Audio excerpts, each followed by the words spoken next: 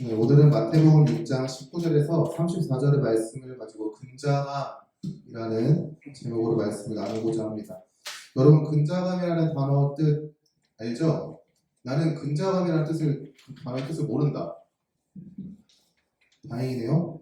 네, 근거 없는 자신감이라는 문장의 축약어입니다. 이 단어는 이럴 때 좀 사용하는 것 같아요. 예를 들면은 내일이 시험인데 전혀 시험 공부를 하지 않아. 근데 나는 좋은 성적을 받을 거야 라고 이상한 자신감이 있어. 그럴 때 우리는 저 사람을 향해서 무슨 근자감이지? 라고 우리는 이야기를 하죠. 네, 여러분, 오늘은 조금 전사님은 근자감이라는 단어를 조금 다 바꾸고 싶습니다. 근거 있는 자신감, 오늘 말씀의 설교의 제목처럼 근거 있는 자신감, 근거가 있기에 우리는 자신감을 가진다는 의미로 이 단어를 조금 다시 생각하면 좋을 것 같다는 생각이 들었습니다. 여러분, 우리는요, 눈을 뜬 후부터 눈을 감기 전까지, 태어나서부터 죽을 때까지가 아니라 여러분이 잠자리에서 눈을 뜬 순간부터 다시 잠자리에 들기 전까지 매일의 삶이 많은 것들을 생각하고 그 가운데 걱정하고 염려하면서 살아갑니다. 눈을 딱 뜨면 오늘 하루 일정에 대해서 생각하는 것이죠. 그리고 그 일정 가운데 나를 힘들게 하는 것이 있다면 걱정이 되고 염려가 되는 것입니다. 예를 들면요, 찢어버리고 싶죠? 네. 전사님 구글에다가 시험이라는 단어를 치니까 저 그림이 나오더라고요. 이제 기말고사 준비하는 가운데 여러분이 하루하루를 살아낼 것입니다. 우리 이제 중학교 1학년 친구들은 기말고사가 뭐지? 하고 있을 수 있겠지만 그 외 중2부터 고2까지 고3은 기말고사 안 보지? 보는구나. 미안. 고3까지 여러분, 기말고사 날짜가 정해졌고 그 날짜에 맞게 학교나 학원에서 일정을 가지고 시험을 준비할 거예요. 또는 개인적인 일정에 맞춰가지고 시험을 준비할 겁니다. 기말고사를 준비하는 가운데 개인의 역량에 맞게 암기나 문제풀이 등등 많은 일들을 할 겁니다. 만약 학원에서 이런 것을 준비한다고 하면요, 시험을 준비하는 과정에 있어서 학원에서 요구하는 수준의 공부를 하지 못하게 되면은 그에 따른 어려움이 주어지게 되죠. 전도사님 때는 깜지라는 걸 썼는데 요즘도 쓰나요? 깜지? 눈빛들이 깜지가 뭐야라는 뜻인데? 깜지 모르는 얘들아? 야, 아는 친구는 아는 친구. 근데 너네 왜 이렇게 순수하게 모르는 척해? 눈빛이 그게 뭐야라는 눈빛이었는데 방금. 자, 깜지를 쓰거나 재시험을 보는 것 등등 다양한 방법들로 여러분들을 되게 힘들게 할 거예요. 만약에 여러분들이 자신 있어 하는 과목이 있다면요, 그렇게 자신 있어 하는 시험이라면은 학원 또는 학교에서 기말고사를 대비해서 보는 시험에 있어서 큰 걱정이 없을 겁니다. 그러나 반대로 여러분들이 좀 취약한 과목, 전도사님 같은 경우는 국어나 영어였거든요. 국어나 영어 같은 과목 같은 경우는 좀 다르겠죠. 그것을 준비하는 데 있어가지고 많은 어려움을 느끼고 걱정도 하고 염려도 하고 그것들이 여러분들을 괴롭게 하는 원인이 될 수도 있습니다. 시험을 준비하는 여러분뿐만 아니라 세상을 살아가는 사람들도 모두 똑같아요. 전도사님도 그렇습니다. 전도사님은요, 학생이라는 것을 제외하고 본다면은 이제 전도사님은 이제 자동차 보험을 들어야 하는 그런 보험금을 내야 하는 고객 중 한 명이기 때문에 100만 원 중에 전도사님 50%를 지출해야 돼요. 그 큰 금액을 내야 된다고 생각하니까 너무 걱정이 되는 거예요. 그리고 이제 학교 수업을 들으면서 말씀을 묵상하고 여러분들에게 하나님의 말씀을 전하는 것에 있어서 걱정을 많이 합니다. 어떻게 하면 여러분들에게 하나님의 말씀을 잘 전할 수 있을까?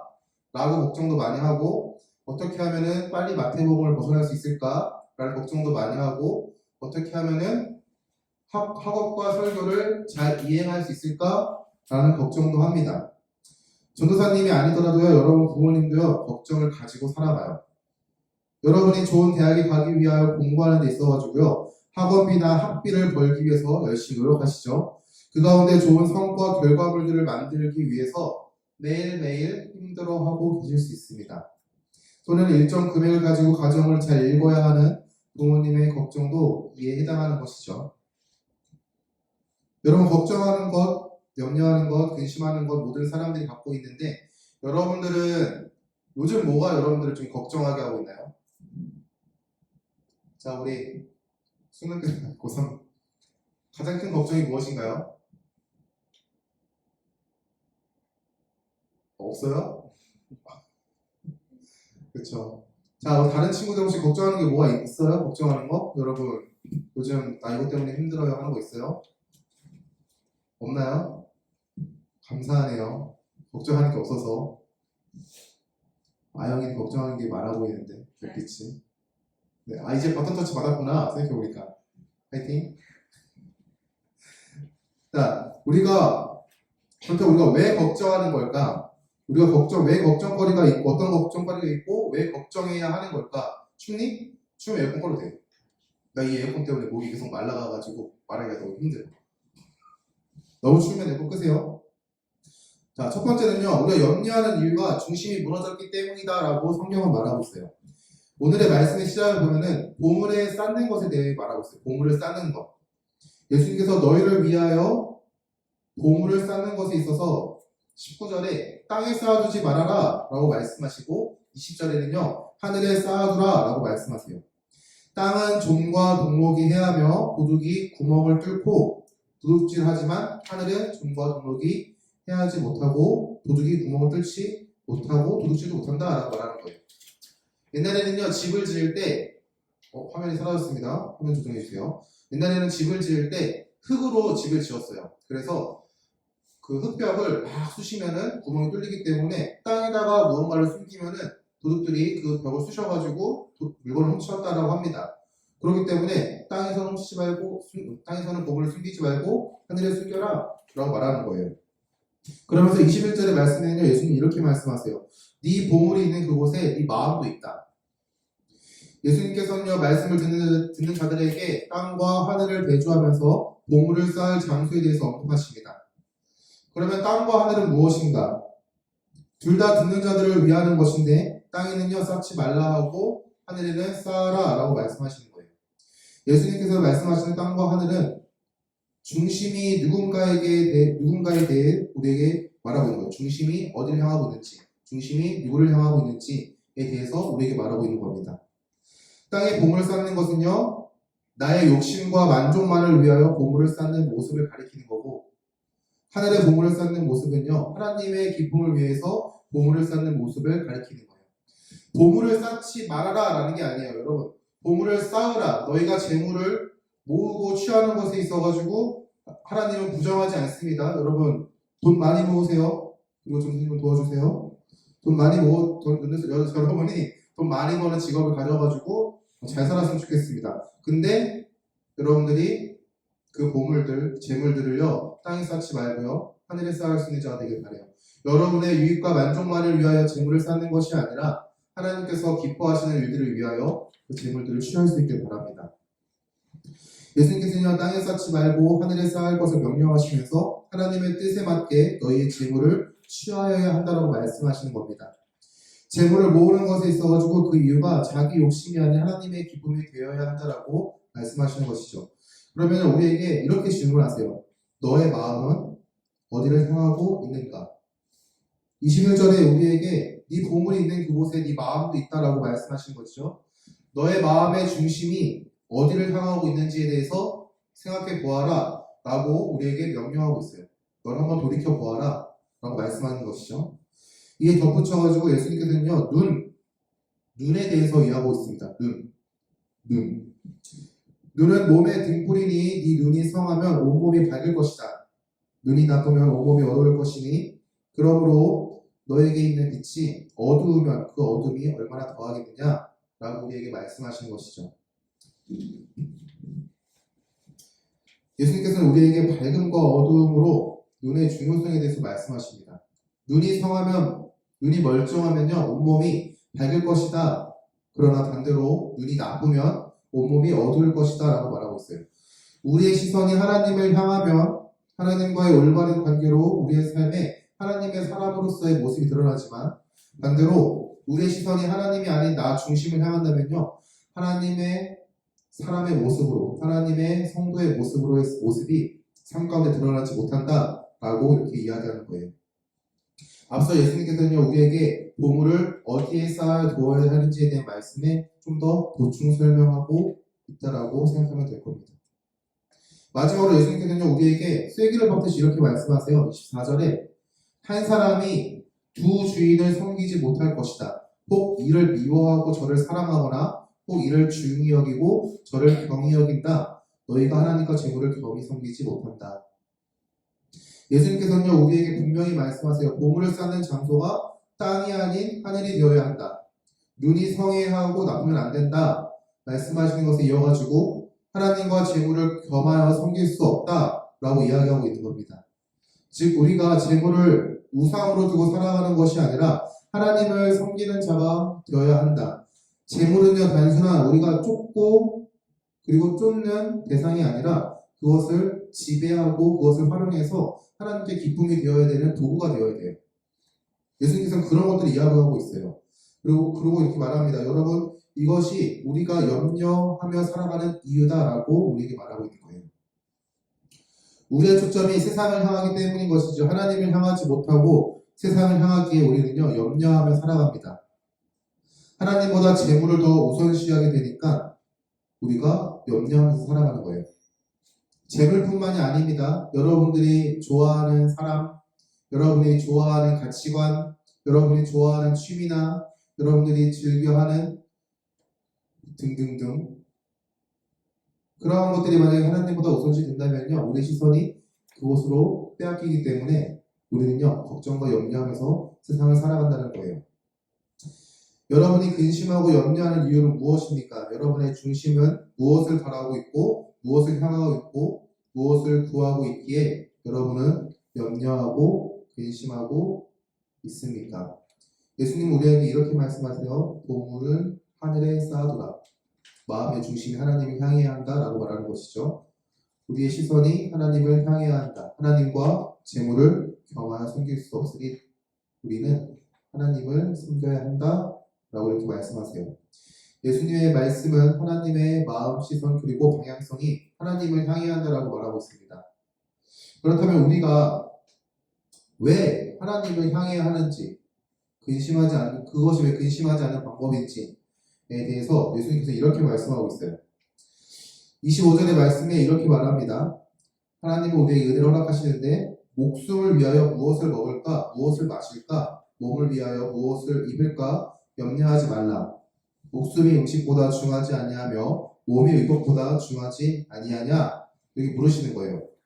우리에게 무엇을 먹을까, 마실까, 입을까에 대한 염려는요. 예수님께서 그거 하지 마 라고 이야기하고 있는 거예요. 먹는 것, 마시는 것, 입는 것은요 우리 생활 가운데 필요한 것입니다. 먹지 않고 마시지 않고 입지 않고 살아가는 것은요 불가능하기 때문이에요. 혹시나 나는 먹지 않고 입지 않고 마시지 않고 살아가는 사람 있나요? 없죠. 우리의 생활에 밀접한 부분인데 예수님께서는요 무엇을 먹을까, 무엇을 마실까, 무엇을 입을까에 대해서 염려하지 말아라 라고 말씀하고 있어요. 이에 예수님께서는요 공중의 새와 들의 백합화의 모습을 보여주면서 하나님께서 우리의 필요를 아시고 그것을 채우시는 분이다 라고 이야기하십니다. 먼저 예수님은 공중의 새를 언급하시며 이렇게 말씀하십니다. 보라, 심지도 않고 거두지도 않고 창고에 모아 들이지도 아니하되 너희 하늘 아버지께서 기르시나니 너희는 이것들보다 귀하지 않냐? 라고 물어보세요. 공중에 나는 새는요 살기 위해서 씨앗을 심지 않아요. 살기 위해서 추수의 때에 거두지 않습니다. 살기 위해서 추수의 때에 거뒀던 잉여 곡식들을요 어디 창고에 두지도 않아요. 그런데 그 공중의 새는요 자신의 생명을 잘 영위하면서 살아가는 존재, 그 영위하면서 살아가는 존재의 이유가 하나님의 돌보심이다라고 말씀하신 것이죠. 그러면서 우리에게 이렇게 말씀하세요. 너희는 이 새들보다 더 귀한 존재다. 공중에 나는 새보다 더 귀한 존재다라고 우리에게 강조하며 말씀하고 있어요. 그러면서 27절에 너희 중에 누가 염려함으로 그 키를 한 자라도 더할 수 있겠느냐라고 말해요.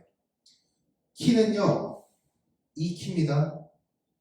이 키가 아니고요. 알겠죠? 예수님께서는요 키를 말씀하시는데 우리를 이렇게 해석할 수 있어요. 이 말씀을 너희가 염려함으로 너희의 생명을 하루라도 더 연장할 수 있겠느냐라고 묻는 거예요.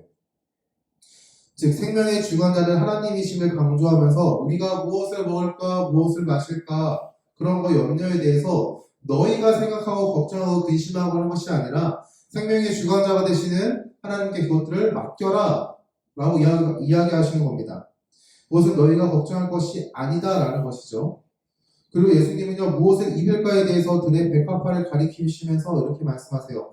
들의 백합화가 어떻게 자라는지를 생각해보라. 수고도 않고 길쌈도 아니하느니라.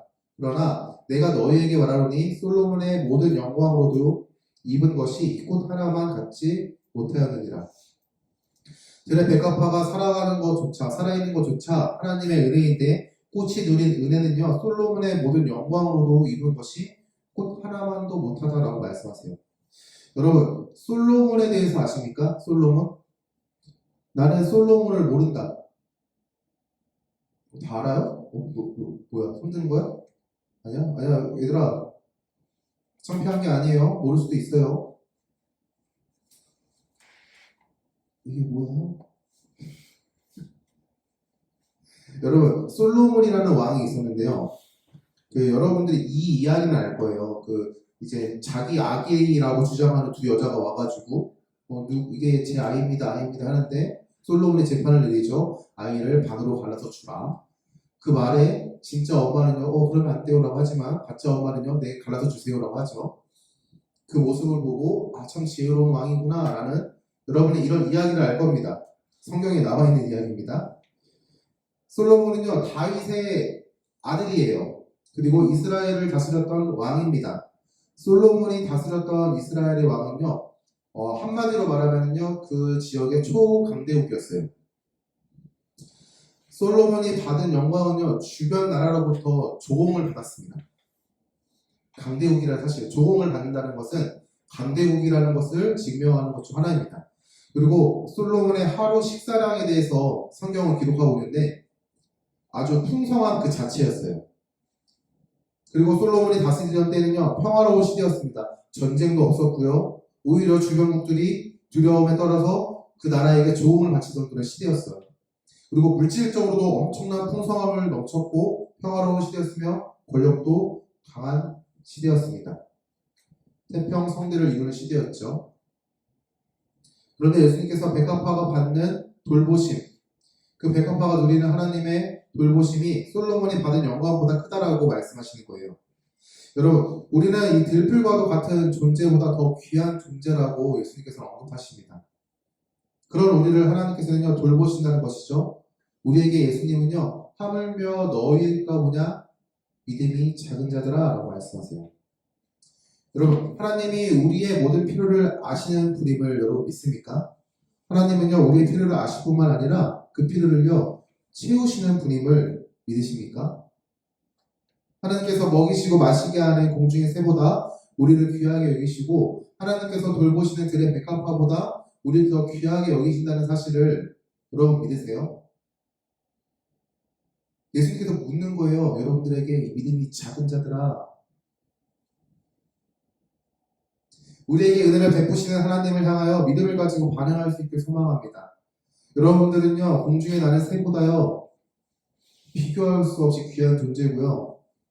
그저 들에 피는 잡초 같은 꽃들보다도요, 더 귀한 존재라는 사실을 믿길 바라요. 그런 여러분들을 향하여 하나님께서는요, 주기 위해서 준비하고 계세요. 은혜를 베푸시기 위해서 준비하고 계시고, 여러분의 필요와 부족함들을 채우시기 위해서 준비하고 계신 분이라는 거예요. 그렇다면요, 우리는 하나님께 구하면 되는 것인가? 돈을 구하고, 건강을 구하고, 관계를 구하고, 능력을 구하기만 하면 되는 것인가? 하나하나 조목조목 하나님께 믿음으로 구하면 되는 것인가? 그럼 됩니다. 구하면 돼요. 근데 예수님께서는요, 이렇게 말씀하세요. 우리는요, 하나님의 나라와 하나님의 의를 구하면 된다라고 말씀하고 있어요. 예수님께서는요, 우리를 돌보시고 우리를 베푸시는 하나님을 믿음으로 의지하라라고 말씀하십니다. 그리고 염려함으로 무엇을 먹을까, 무엇을 마실까, 무엇을 입을까 구하지 말라라고 말씀하세요. 우리는요, 은혜를 베푸시는 하나님을 향하여 믿음으로 구하는 것이죠. 예수님께서는 염려함으로 구하는 행동을 걱정하면서 이거 주실까? 라고 생각하면서 구하는 행동은요, 이방인과 같다고 말씀하십니다. 우리의 필요를 채우시는 하나님을 향하여 믿음으로 간구하는 자가 되어야 한다라고 말씀하시면서 33절 이렇게 말씀하세요. 그런즉 너희는 먼저 그의 나라와 그의 의를 구하라. 그리하면 이 모든 것을 너희에게 더하시리라. 우리의 필요를 하나님께 조목조목 하나씩 간구하는 것이 아니라 우리가 하나님의 나라와 하나님의 의를 먼저 구하면은 하나님께서 이 모든 것들 너희가 걱정하면서 너희가 무엇을 먹을까 무엇을 마실까 무엇을 입을까 매일 살아가면서 살기 위해서 걱정하는 모든 것들을 하나님께서 채우실 거야 라고 예수님께서 말씀하고 있는 것이죠. 그렇다면 하나님의 나라와 하나님의 의는 무엇일까요? 하나님의 나라와 하나님의 의. 하나님의 나라에 대해서 아시는 분 있어요? 하나님의 나라? 아영아, 하나님의 나라에 대해서 아니?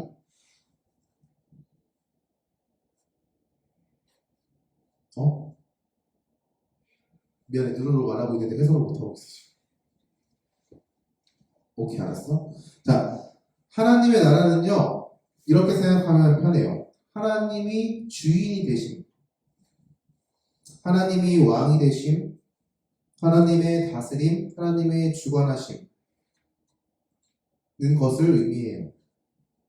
우리의 삶에 하나님의 주인 되심을 구하는 것, 하나님의 왕 되심을 구하는 것, 하나님이 다스리고 주관하시는 것을 고백하고 그러한 삶의 모습을 갖추기 위해서 구하는 것, 그 구할 때 하나님께서는요 모든 것을 더하시겠다라고 말하고 있어요. 하나님의 의도 마찬가지입니다. 로마서 14장 17절 말씀에 이렇게 말씀하고 있습니다. 하나님의 나라는 먹는 것과 마시는 것이 아니요 오직 성령 안에 있는 의와 평강과 희락이라. 하나님의 나라를 구하는 것, 하나님의 의를 구하는 것은요 하나님 나라의 특징인 것이죠. 우리의 삶에 하나님의 왕 되심을 구하는 것이요 하나님의 주인 되심을 구하는 것입니다. 그 다스림과 주관하심에 순종함으로 살아가는 믿음과 신앙을 증거하라는 것이죠. 우리가 하나님을 향한 이러한 믿음을 고백할 때 하나님께서는요 우리의 필요를 채우시는 분이다라고 고백하는 거예요. 여러분, 하나님이 여러분들의 왕이 되십니까? 하나님이 여러분들의 주인이 되세요? 여러분들을 주관하시고 다스리시는 그러한 분이십니까? 여러분들이 만약에 속으로 긍정의 의미, 긍정의 반응을 했다면요, 여러분의 삶 가운데서 하나님의 주인 되심이 드러나야 돼요. 하나님께서 하지 말라 하셨던 일들을요, 여러분들의 삶 가운데서 만약에 하고 있다면요, 그것은 하나님의 왕 되심을 우리가 무시하고 있는 거예요.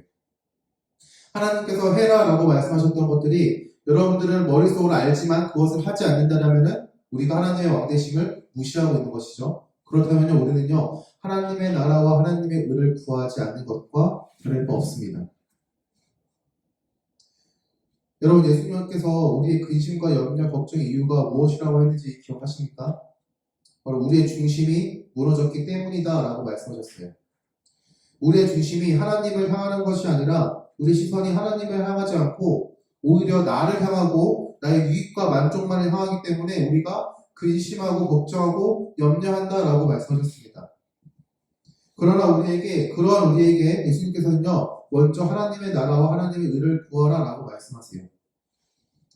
여러분의 삶에 하나님의 왕이 되심이 증거되기를 간절히 소망합니다. 주인 되심이 증거되기를 소망하고요. 하나님의 다스리심과 하나님의 주관하심이 여러분의 삶을 통하여 증거되기를 소망합니다. 여러분의 입술을 통하여 하나님의 나라가 증거되기를 간절히 바라요. 예수님께서는 34절에 이렇게 말씀하십니다. 내일 일을 위하여 염려하지 말라. 내일 일은 내일이 염려할 것이요 한 날의 괴로움은 그날로 족하니라. 이 말을요 조금 오해할 수가 있어요. 이 성경을 번역하는 것에서 조금 우리가 오해할 수 있을 법한 말이 있는데, 내일 일을 내일 가서 염려해라 라는 그런 의미가 아니에요. 여러분, 예를 들면 이런 거죠.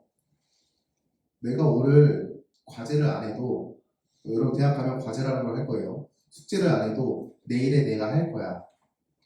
내일의 나는 또 이러죠. 과거의 나에게 너 왜 안 했어? 매일 반복되는 삶입니다. 이 34절의 말씀을 가지고 내일을 위하여 염려하지 말라. 내일 일은 내일이 염려할 것이요 내일 일을 염려할 것이요 내일을 미루라는 말이 아니에요. 여러분, 내일이라는 우리가 아직 모르는 미래에 있는요, 시간의 영역이에요. 시간의 영역. 이 시간의 영역을 시간을 주관하시는 하나님께 맡기라라는 것들을 의미하고 있어요. 아까 무엇을 먹을까 무엇을 마실까 할 때도 생명의 주관자 대신 하나님께 맡겨라라고 말씀하셨잖아요. 똑같은 의미입니다. 시간의 주관자 대신 하나님께 맡겨라라는 것들을 의미하고 있어요. 내일 일을 위하여 염려하지 말아라. 한낱 괴로움은 그달로 족하다. 내일 일은 하나님께서 주관하시는 것이니 하나님께서 일하실 것이다. 이 또한 예수님은요, 우리에게 하나님께서 주관하심과 다스리심을 강조하고 계세요. 여러분, 말씀을 마치겠습니다. 근자감, 근거 있는 자신감, 어떻게 생각하시나요? 우리가 염려하지 않는 이유가 우리에게 있는 것이 아니에요. 내가 잘나서, 내가 능력이 있어서, 나의 부모가 물질적으로 풍요해서, 권력이 있어서, 인기가 있어서, 능력이 있어서 우리가 이 하루하루를 살아갈 때 염려하는 것이 아닙니다. 우리는요, 굉장히 연약한 존재예요. 그러하게 우리는요, 하나님의 은혜가 정말 간절히 필요합니다.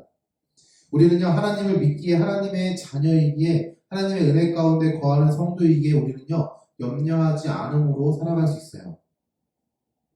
우리의 필요를 아시는 하나님께서 모든 것을 맡기며 하나님께 모든 것을 맡기며 나아갈 수 있는 하나님의 자녀가 되길 소망합니다. 여러분, 근데 오해하지 않았으면 좋겠습니다. 우리의 노력이 하나도 없어도 된다는 그런 의미가 아니에요. 내가 염려하지 않고 걱정하지 않는 이유가 하나님께 있다고 해서 내게 주어진 상황, 여러분들이 학생이라는 상황, 우리 선생님과 같이 직업을 갖고 있는 그 직업에 있어서 내가 근심하지 않고 걱정하지 않고 행할 수 있는 것은 하나님께 있지만 그 일들을 가벼이 여기고 최선을 다하지 말아라 라는 것들을 의미하지 않아요.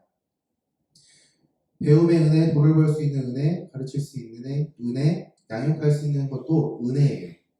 여러분에게 주어진 하나님의 은혜입니다. 그 은혜 가운데 은혜를 열심히 누리는 것, 그것도 여러분들이 그 가운데 하나님의 나라를 구하고 그 나라를 증거하는 일임을 기억할 수 있길 바랍니다.